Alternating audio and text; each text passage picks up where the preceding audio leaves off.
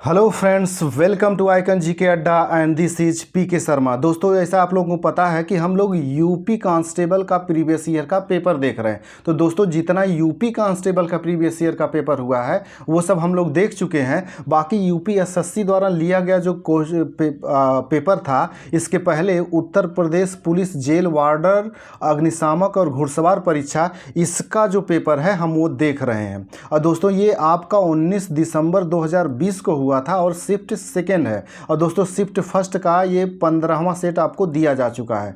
और दोस्तों, ये जो है सेट नंबर 16 है और इसके पहले दोस्तों 15 सेट दिए जा चुके हैं। तो जा करके उन्हें देख लीजिए और अपने जीके के स्कोर को बढ़ा लीजिए।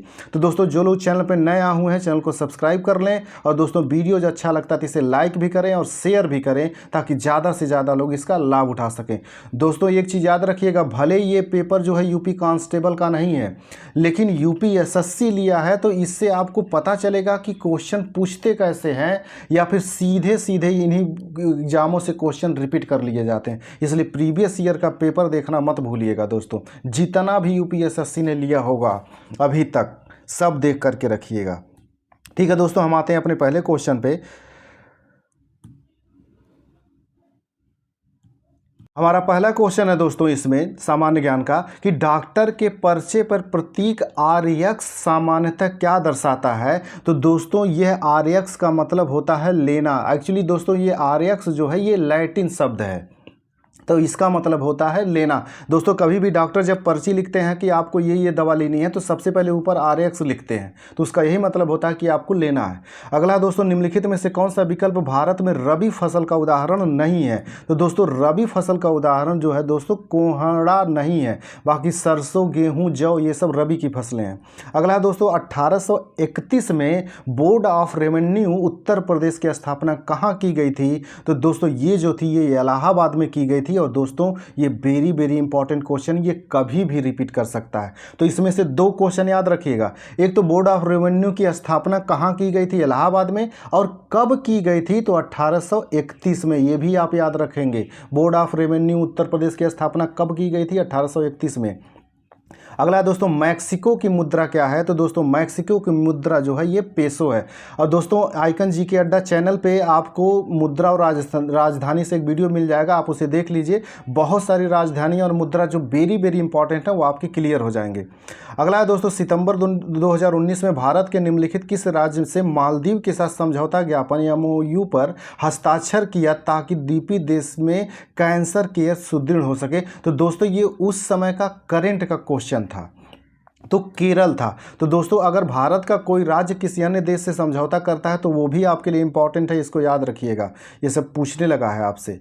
और दोस्तों, ये है अगला क्वेश्चन है दोस्तों, GST के तहत सामानों को व्यवस्थित तरीके से वर्गीकृत करने के लिए निम्नलिखित में से किस कोड का उपयोग किया जाता है। तो दोस्तों, HSN कोड का प्रयोग किया जाता है और आपके लिए इंपॉर्टेंट है क्योंकि आपके GST से एक क्वेश्चन फिक्स है दोस्तों। तो GST से जितने भी प्रीवियस ईयर के क्वेश्चन आए हैं दोस्तों याद रखिएगा। और याद रखिएगा दोस्तों कि जुलाई 2017 में पहली बार GST लागू किया गया था और फ्रांस देश है जिसमें पहले GST लागू हुआ था। अगला दोस्तों, पट्टडकल स्मारक जो भारत के स्थापत्य रूपों के लिए प्रसिद्ध है, भारत के निम्नलिखित में से किस राज्य में स्थित है। तो दोस्तों, ये पट्टडकल जो है आपका ये कर्नाटक राज्य में स्थित है। और दोस्तों, ये इंपॉर्टेंट क्वेश्चन है, इसको याद रखिएगा। अगला दोस्तों, भारत सरकार का अधिकृत निकाय एपेडा कृषि क्षेत्र के निम्नलिखित में से किस पक्ष से संबंधित है। तो दोस्तों, ये जो प्रसंस्कृत खाद्य उत्पाद होते हैं इन्हीं का निर्यात करता है। और दोस्तों, ये एपेडा कई बार पूछा गया है कि किससे संबंधित है, तो सीधे सीधे दे देता है कृषि निर्यात से संबंधित है या प्रसंस्कृत जो खाद्य उत्पाद होते हैं इनके निर्यात से संबंधित है। तो ये केवल निर्यात करता है खाद्य पदार्थों का, इसमें जुड़ा हुआ संस्था है। अगला दोस्तों, निम्नलिखित में से कौन सा लॉन्च वाहन मिशन चंद्रयान 2 में उपयोग किया गया था। तो दोस्तों, GSLV MK3 था। तो GSLV MK3 चंद्रयान 2 में उपयोग किया गया था। और दोस्तों, ये इंपॉर्टेंट क्वेश्चन है, कभी भी फिर रिपीट कर सकता है।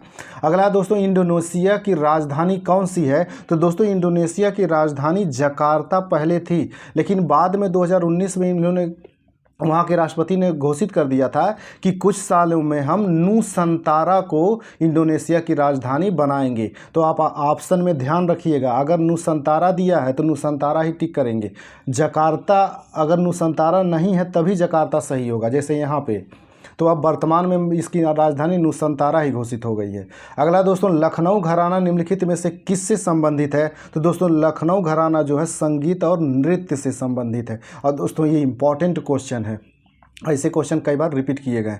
अगला दोस्तों, केंद्रीय गुप्तचर प्रशिक्षण उस स्कूल कहाँ है? तो दोस्तों केंद्रीय गुप्तचर प्रशिक्षण स्कूल कोलकाता में है।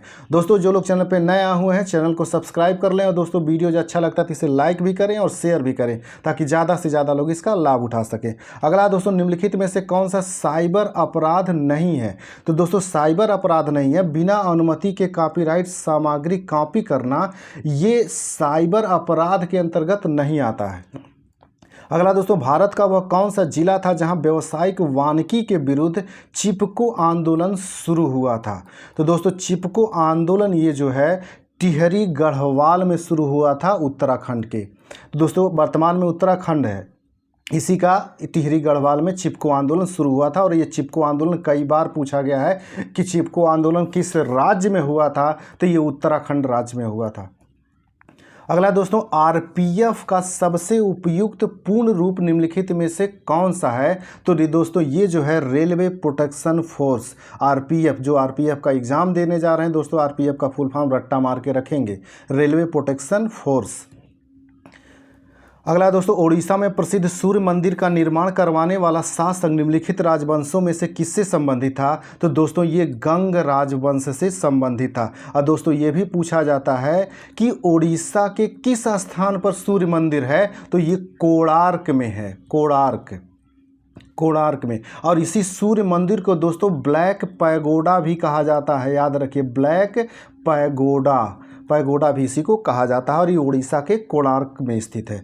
अगला दोस्तों, निम्नलिखित में से कौन सा रोग बैक्टीरिया के कारण होता है? तो दोस्तों जो निमोनिया होता है वो बैक्टीरिया के कारण होता है।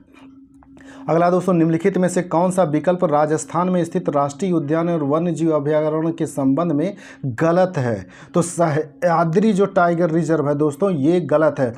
बाकी केवलादेव, रणथंभौर और सरिस्का जो है दोस्तों ये आपके राजस्थान में स्थित है। और दोस्तों जब लूसेंट ज्योग्राफी का मैं राष्ट्रीय उद्यान, राष्ट्रीय अभयारण्य वाला टॉपिक आपको दूंगा तो ये सारी चीज़ें वहाँ मिल जाएंगी, इसलिए लूसेंट वाला जो वीडियो जा रहे हैं उनको ध्यान से देखिएगा हर टॉपिक का। अगला क्वेश्चन है दोस्तों, डोली कुनीथा भारत के किस राज्य का लोक नृत्य है? तो दोस्तों ये कर्नाटक का लोक नृत्य है। और दोस्तों ये इंपॉर्टेंट है, इसको याद रखिएगा, डोलू कुनीथा लोक नृत्य। दोस्तों जो लोग चैनल पर नया है चैनल को सब्सक्राइब कर लें ताकि उन्हें समय से वीडियोज मिलता रहे। अगला है दोस्तों, पाकिस्तान के लारकाना जिले में सिंधु नदी के तट पर स्थित सिंधु घाटी सभ्यता का एक प्रमुख शहर निम्नलिखित में से कौन सा है? तो दोस्तों मोहनजोदड़ो है। दोस्तों याद रखिएगा मोहनजोदड़ो जो है ये सिंधु नदी के तट पे है, तो क्वेश्चन घुमा करके पूछेगा ये, तो सिंधु नदी। और हड़प्पा जो है दोस्तों ये रावी नदी के तट पे है। और दोस्तों लूसेंट का जो सिंधु घाटी सभ्यता है, इंडस सिविलाइजेशन वाला वीडियो जो आप उसे देख लेंगे तो ये सारे क्वेश्चन आपके क्लियर हो जाएंगे, गलत होने की संभावना बिल्कुल नहीं रहेगी। और दोस्तों याद रखिएगा ये जो लोथल जो है ये गुजरात राज्य में है और ये बंदरगाह था। और ये लोथल जो है ये भोगवा नदी के किनारे, भोगवा नदी के किनारे है, तो इसको याद रखिएगा, ये तीनों फैक्ट। अगला दोस्तों, निम्नलिखित में से कौन सी कल्पना चावला की जीवनी है और जॉन पीवर हैरिसन द्वारा लिखी गई है? तो एज ऑफ टाइम। दोस्तों इसका पुस्तक का नाम है एज ऑफ टाइम, जो कि कल्पना चावला की जीवनी है। दोस्तों कल्पना चावला जी की जीवनी है एज ऑफ टाइम, ये इंपॉर्टेंट पुस्तक है, इसको रट्टा मार के रखिएगा। अगला दोस्तों, संत कबीर नगर जिले का पुलिस प्रशासन किस पुलिस क्षेत्र के अंतर्गत आता है? तो दोस्तों ये गोरखपुर के अंतर्गत ही आता है, संत कबीर नगर, जिसका मुख्यालय दोस्तों खलीलाबाद, संत कबीर नगर। अगला क्वेश्चन है दोस्तों इसमें, भारतीय संविधान के निम्नलिखित मौलिक अधिकारों में से कौन सा 14 वर्ष से कम उम्र के बच्चों के रोजगार का प्रतिबंध लगाता है? तो दोस्तों शोषण के जो विरुद्ध अधिकार है वो। और दोस्तों ये शोषण के विरुद्ध अधिकार अनुच्छेद 23 और 24 में है, इसको याद रखिएगा। शोषण के विरुद्ध अधिकार अनुच्छेद 23 और 24 में है।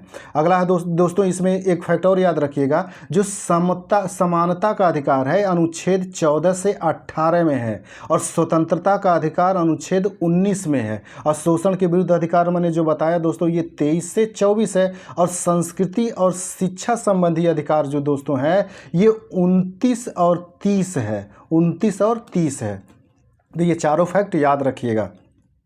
अगला दोस्तों, भारतीय कृषि अनुसंधान संस्थान पूसा का मुख्यालय कहाँ है? तो दोस्तों पूसा का मुख्यालय दिल्ली में है, और ये कई बार रिपीट किया गया है। तो दोस्तों जो इसको रट्टा मार के रखिएगा, भारतीय कृषि अनुसंधान संस्थान यानी पूसा, ये दिल्ली में है इसका मुख्यालय। अगला दोस्तों, निम्नलिखित में से कौन सी पुस्तक रोहिंटन मिस्री द्वारा लिखी गई है? तो दोस्तों ये पुस्तक जो है ये फाइन वायलेंस है। अगला दोस्तों, निम्नलिखित में से कौन सा केंद्रीय पुलिस बल मिलिशिया के रूप में उभरा है, जिसे कछार लेवी कहा जाता है, जो उत्तर पूर्व भारत के कुछ सबसे दूरस्थ और अल्प विकसित क्षेत्रों में तैनात है? तो दोस्तों यही जो है असम राइफल है। असम राइफल को ही कछार लेवी कहा जाता है। दोस्तों जो लोग चैनल पर नए हुए हैं चैनल को सब्सक्राइब कर लें, और दोस्तों वीडियो जो अच्छा लगता है तो इसे लाइक भी करें और शेयर भी करें, ताकि ज़्यादा से ज़्यादा लोग इसका लाभ उठा सके दोस्तों। अगला क्वेश्चन है दोस्तों, भारत में मानव अधिकार संरक्षण अधिनियम कब लागू हुआ? तो दोस्तों ये 1993 में लागू हुआ, और दोस्तों ये वेरी इंपॉर्टेंट क्वेश्चन है, कई बार रिपीट किया गया है कि मानव अधिकार संरक्षण अधिनियम कब लागू हुआ? तो 1993 में लागू हुआ। अगला दोस्तों, जून 2020 तक राष्ट्रीय मानवाधिकार आयोग में कितने कोर ग्रुप हैं? तो दोस्तों उस समय कोर ग्रुप 20 तक जो थे, इसमें 9 थे, और ये करंट का क्वेश्चन था दोस्तों। अगला दोस्तों, निम्नलिखित कथनों को पढ़ें और सही विकल्प चुनें। दोस्तों इसमें कथन को पढ़ना और सही विकल्प चुनना है। तो इसका पहला कथन है दोस्तों, कच्छ का ग्रेट रण भारत के थार रेगिस्तान में एक नमकीन दलदल है, जिसे 2 भागों में विभाजित किया जाता है, जिसे कच्छ का ग्रेट रण और लिटिल रण ऑफ कच्छ के नाम से जाना जाता है। ये पहला स्टेटमेंट है दोस्तों जो कि सही है। अगला दोस्तों, भारतीय घुड़खर की प्रमुख आबादी कच्छ के छोटे रण में है, और इस क्षेत्र को घुड़चर अभयारण्य घोषित किया गया है, जिसका क्षेत्रफल लगभग 4953.7 वर्ग किलोमीटर है। तो दोस्तों इसका जो आंसर है वो दोनों सही हैं। अगला है दोस्तों, पादप वायरस टीएमबी का पूर्ण रूप है? तो दोस्तों टोबैको मोज़ेक वायरस, और दोस्तों ये कई बार रिपीट किया गया है, इसे याद रखिएगा, टोबैको मोज़ेक वायरस। अगला है दोस्तों, जून 2020 में चीन के साथ संघर्ष में कमांडिंग ऑफिसर सहित 20 से अधिक सैनिक निम्नलिखित में से किस क्षेत्र में मारे गए? तो दोस्तों ये गलवान घाटी में हुआ था। और दोस्तों याद रखिएगा, अगर भारत और पाकिस्तान के बीच और भारत और चीन के बीच में अगर कोई ऐसी घटना होती है, बड़ी घटना, तो इसको याद रखिएगा, क्योंकि ऐसे क्वेश्चन आपसे पूछे जाते हैं। जैसे दोस्तों वर्तमान में याद रखिएगा, अभी हाथरस में जो घटना हुई है इसको भी याद रखिएगा कि उत्तर प्रदेश के किस जिले में हुई है हाथरस वाली घटना। ये आपका क्वेश्चन बन सकता है, क्योंकि अभी आपका री एग्ज़ाम होने वाला है यूपी कांस्टेबल का। अगला दोस्तों, मानवाधिकार के लिए संयुक्त राष्ट्र के उच्चायुक्त कार्यालय से आर्थिक, सामाजिक और सांस्कृतिक अधिकारों की समिति में कितने सदस्य हैं? तो दोस्तों टोटल इसमें 18 सदस्य हैं। अगला दोस्तों, राजस्व आयोग या board of revenue Uttar Pradesh में कितने सदस्य हैं? तो दोस्तों इसमें टोटल 10 सदस्य हैं। और दोस्तों ये इंपॉर्टेंट क्वेश्चन है, इसको रट्टा मार के रखिएगा। अगला दोस्तों, भारतीय संविधान के आर्टिकल 326 के अनुसार हर राज्य के विधानसभा और विधान परिषद के चुनाव वयस्क मताधिकार के आधार पर होंगे। वयस्क मताधिकार से तात्पर्य है कि प्रत्येक भारतीय नागरिक की उम्र चुनाव में भाग लेने के लिए कितने वर्ष से कम नहीं होनी चाहिए? तो उसकी उम्र 18 वर्ष से कम नहीं होनी चाहिए, क्योंकि जब 18 वर्ष के आप हो जाएंगे तभी आपको वोटिंग का अधिकार दिया जाएगा, तब आप वयस्क मताधिकार के अधिकारी होंगे। अगला दोस्तों, म्यांमार में भारत का दूतावास निम्नलिखित में से किस स्थान पर है? तो दोस्तों ये यांगून में है, यांगून में। अगला तो क्वेश्चन है दोस्तों, निम्नलिखित में से किस तारीख को विश्व मस्तिष्क ट्यूमर दिवस के रूप में मनाया जाता है? तो दोस्तों ये 8 जून को मनाया जाता है, विश्व मस्तिष्क ट्यूमर दिवस। और दोस्तों आइकन जी के अड्डा चैनल पे आपको अंतर्राष्ट्रीय दिवस और राष्ट्रीय दिवस का वीडियो जो लूसेंट वाला है पूरा दे दिया गया है, आप उसे देख लेंगे, ये सब आपको वहाँ पे मिल जाएंगे। और दोस्तों इसमें एक जो लिखा गया है 5 जून, इसको याद रखिएगा दोस्तों, ये कई बार पूछा गया है कि विश्व पर्यावरण दिवस कब मनाया जाता है, तो 5 जून को। अगला दोस्तों, सीआरपीएफ का सबसे उपयुक्त पूर्ण रूप निम्नलिखित में से कौन सा है? तो सीआरपीएफ का सबसे पूर्ण रूप जो है दोस्तों इसमें आपका होता है central reserve police force, central reserve police force. तो दोस्तों आरपीएफ का भी आपसे पूछ लिया, सीआरपीएफ का भी आपसे पूछ लिया, तो ये दोनों का फुल फॉर्म आप याद रखिएगा। दोस्तों जो लोग चैनल पर नए आए हुए हैं चैनल को सब्सक्राइब कर लें, और दोस्तों वीडियो अच्छा लगता है तो इसे लाइक भी करें और शेयर भी करें, ताकि ज़्यादा से ज़्यादा लोग इसका लाभ उठा सकें। अगला और लास्ट क्वेश्चन है दोस्तों इसमें, निम्नलिखित में से किस देश ने सितंबर 2020 में रॉयल ऑस्ट्रेलियाई नौसेना के साथ पैसेज एक्सरसाइज किया? तो दोस्तों ये करंट का क्वेश्चन था। और दोस्तों एक चीज़ याद रखिएगा, भारत का खास देशों के साथ जो एक्सरसाइज हुआ है, जो युद्धाभ्यास हुए हैं दोस्तों, इसको याद रखिए। जैसे भारत का ऑस्ट्रेलिया के साथ, अमेरिका के साथ, जापान के साथ, फ्रांस के साथ, नेपाल के साथ, श्रीलंका के साथ, ये सब जितने भी होते हैं, चाहे सूर्य किरण हो गया, ये सब जितने भी हैं, ये सब याद रखिएगा करंट में। हालांकि आपको आइकन जी के अड्डा चैनल पे जब करंट में पूरा करवाऊंगा, आपका एग्ज़ाम डेट आने से पहले, आपका एग्ज़ाम डेट जब आ जाएगा उसके बाद, क्योंकि तब तक डेटा बदलते रहते, इसलिए पहले दे दूंगा तो कुछ चेंजिंग भी हो जाएगा। तो इसीलिए जब डेट आ जाएगा तब आपको आइकन जी के अड्डा चैनल पे करंट का पूरा दिया जाएगा, तो उसमें जितने भी एक्सरसाइज होंगे सब मैं पढ़ाऊंगा। तो दोस्तों चैनल को सब्सक्राइब कर लीजिए। ठीक है दोस्तों, मिलते हैं अगले वीडियोज़ में, तब तक के लिए नमस्कार, जय हिंद।